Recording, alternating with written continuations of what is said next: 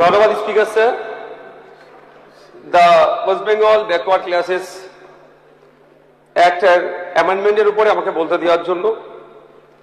Sir, এই বিলের কপিটা পড়ে যেটা বুঝতে পারলাম, সংশোধনীতে একটা নির্দিষ্ট সম্প্রদায়কে টার্গেট করে রাজনীতিকরণের অপচেষ্টাতেই যারা সমাজের পিছিয়ে বর্গের আছে তাদেরকে ক্রমশ বঞ্চিত করা হচ্ছে।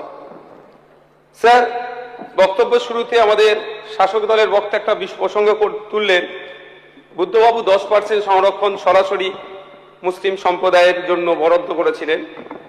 জানি না কোন পরিপ্রেক্ষিতে করেছিলেন বুদ্ধবাবু, তবে রঙ্গনাথ মিশ্র কমিশনের কথা আমরা জানি, যেটাকে national commission for religious and linguistic minorities NCRLM 2007 যে সুপারিশগুলো দিয়েছিল সেখানে সরাসরি বলেছিল সংখ্যালঘুদের জন্য 15% সরাসরি উচ্চ শিক্ষায় এবং চাকরিতে সংরক্ষণের।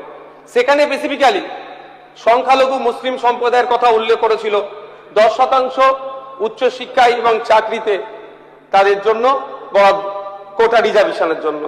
জানি না বুদ্ধবাবু কোন পরিপ্রেক্ষিতে বলেছিল, তবে হাউসের জ্ঞাতার্থে আমি এই প্রসঙ্গটা এখানে উত্থাপন করলাম।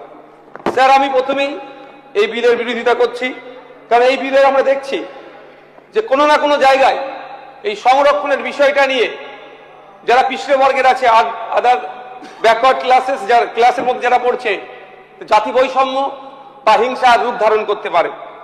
স্যার, আমি ইতিপূর্বে এই হাউসে এই ওবিসি নিয়ে চর্চা করতে গিয়ে বলেছি, কোনো মতেই না ওবিসি মুসলিম, না ওবিসি হিন্দু বা অন্য যারা ধর্মের আছে, ধর্মীয় পরিচয় না দেখে একটা স্বচ্ছতার সাথে সায়েন্টিফিক ওয়েতে কমিশনের অ্যাক্টকে মান্যতা দিয়ে, গাইডলাইনকে মান্যতা দিয়ে তৈরি হোক এবং তার পরিপ্রেক্ষিতে সংরক্ষণের ব্যবস্থা করা হোক। স্যার, আমরা ভুলে যাচ্ছি না, ইন্দিরা সাহানি বনাম ভারত সরকারের 1952 সালের মামলা আছে, ঐতিহাসিক রায়, যেখানে স্পষ্টভাবে বলা ছিল 50% মধ্যে সীমাবদ্ধ রাখতে সংরক্ষণ। কিন্তু এই সংরক্ষণ রাখতে কিন্তু ওবিসিদের যে প্রাপ্য অংশ ইচ্ছা মতো এখানে যে কমিয়ে দেওয়া হচ্ছে, এটার আমি স্যার চরম বিরোধিতা করছি। স্যার, ওবিসির মন্ডল কমিশনের সুপারিশ ছিল 27% সংরক্ষণে, যে সুপারিশ করেছিল রাজ্যের সংখ্যালঘু জনসংখ্যার অনুপাতে সংরক্ষণ বাড়ানো দরকার, তার পরিবর্তে 17 থেকে নেবে 7-এ পৌঁছে দেওয়া হচ্ছে। স্যার, আমরা ভেবেছিলাম 17 আছে, 27 হবে, পিছিয়ে বর্গের যারা আছে তাদেরকে মূল স্রোতে নিয়ে আসবে। অবশ্যই সেটা সায়েন্টিফিক ওয়েতে হওয়া দরকার, কিন্তু তার পরিবর্তে দেখছি 10% কমিয়ে দিয়ে আপনার 7% দাঁড় করিয়েছে। ফলে স্যার, পশ্চিমবাংলার যে মোট জনসংখ্যার একটা বিশাল অংশ ওবিসি সম্প্রদায়ভুক্ত, মূলত যেটাকে এ এবং এ বিতে ভাগ করে রাখা হয়েছে, সেই 7% কমিয়ে দিলে সরকারি চাকরি এবং উচ্চশিক্ষার সংরক্ষণের ক্ষেত্রে কোনো না কোনো ক্ষেত্রে তারা এই সম্প্রদায় বঞ্চিত হবে বলে আমরা আশঙ্কা প্রকাশ করছি। শুধু তাই নয় স্যার, মন্ডল কমিশনের যে সুপারিশগুলো ছিল সেটাকেও কোনো না কোনো জায়গা থেকে অবমাননা করা হচ্ছে। ফলে সোশ্যাল জাস্টিস যে ধারণা যেটা আছে সেটাও এক প্রকার ধ্বংস হবে। স্যার, শুধু তাই নয়, ল্যাক অফ এম্পিরিক্যাল ডেটার এখানে আমরা অবস্থান দেখতে পাচ্ছি।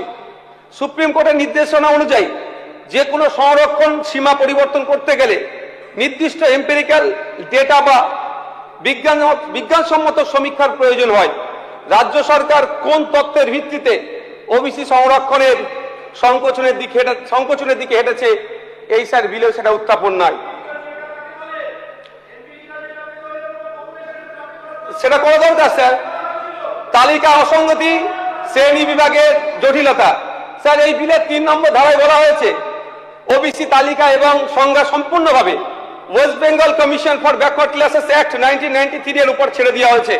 এবং বিলের 5B-তে বলা হয়েছে সরকার নিজের ইচ্ছা মতো রিলেটিভ ব্যাকওয়ার্ডনেস, আপেক্ষিক অনগ্রসরতা যারা আছে তাদের মেপে ওবিসিদের বিভিন্ন ক্যাটাগরিতে ভাগ করবে এবং শতাংশ ঠিক করবে।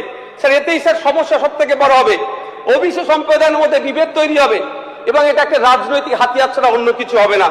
কমিশন নিরপেক্ষতা বজায় না রাখলে, সরকার যদি রাজনৈতিক স্বার্থ চরিতার্থে ওবিসি ক্যাটাগরি করে তাদের সংরক্ষণের হার বারবার পরিবর্তন করে, এবং তাতে কি হবে, সরকারি চাকরির ক্ষেত্রে নিয়োগের প্রক্রিয়াতে কিন্তু সম্পূর্ণ হবে না এবং আইনি চ্যালেঞ্জ হবে।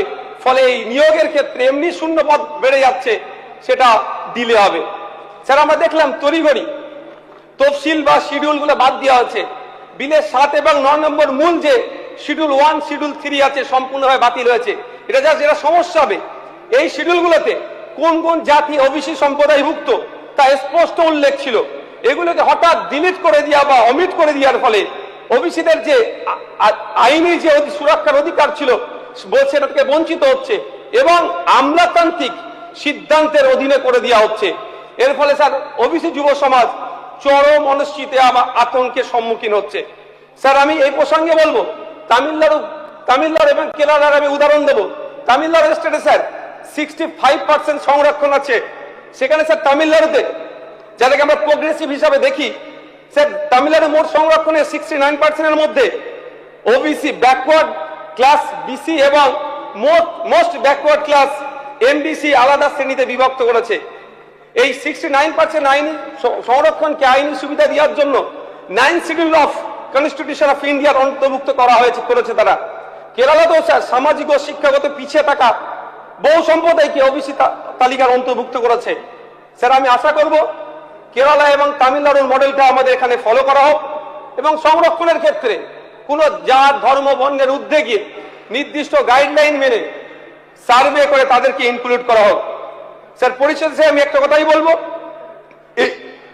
যে স্যার সামাজিক ন্যায়ের নামে যদি রাজনৈতিক সমীকরণই মুখ্য হয়ে ওঠে তবে এই সংশোধনী বিল ইতিহাসে সংস্কার হিসাবে নয়, বরং একটি বিতর্কিত রাজনৈতিক পদক্ষেপ হিসাবে স্মরণীয় হয়ে থাকবে।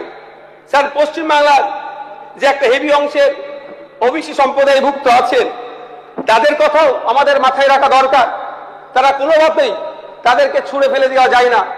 ধর্মের ভিত্তিতে, জাতের ভিত্তিতে, বর্ণের ভিত্তিতে না গিয়ে তাদের আর্থসামাজিক অবস্থাকে আমরা যদি বিশ্লেষণ করি, তারা কোন পরিস্থিতিতে আছে, তারা চাকরিতে কত % সংরক্ষণে আছে, স্যার 30 সেকেন্ড স্যার, উচ্চ শিক্ষা থেকে শুরু করে স্বাস্থ্য খাতে তারা কি করছে, সবটা যদি আমরা টাইম টু টাইম সার্ভে করে তাদেরকে আমরা ইনক্লুড করি বা অমিট করি, এটাই সুষ্ঠু গণতন্ত্রের জন্য স্বাস্থ্যকর হবে স্যার।